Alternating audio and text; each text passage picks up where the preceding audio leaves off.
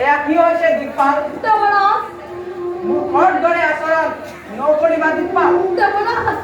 অপৰা সন্মান বেলা আহি হৈ উপস্থিত তেনেস্থলত প্ৰমুখ পক্ষত গন্ধৰ্বগণৰ সময় অধ্যপিনে নৃত্যবিগণৰ দেখা দেখি তুমি সেই দিকপাল থাকোঁতে সিহঁতৰ মান সাহস কেনেকৈ দেৱৰাজক অপেক্ষিলে অপেক্ষাৰ মনে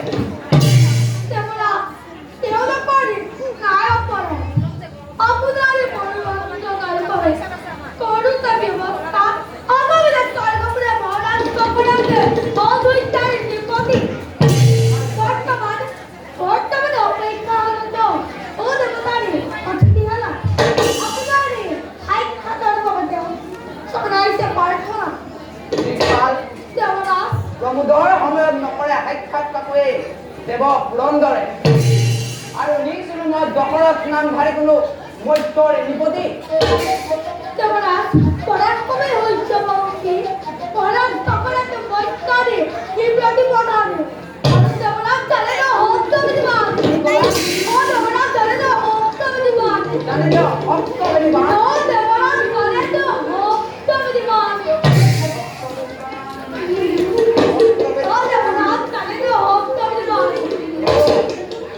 মোৰ কৰিছে মনত অযোধ্যাৰ নিপতি অজৰ পুত্ৰ সেই পৰাক্ৰমী দশৰথ নিপতি তাকে ইমান কৰি স্পষ্টভাৱে নকলা কিয়?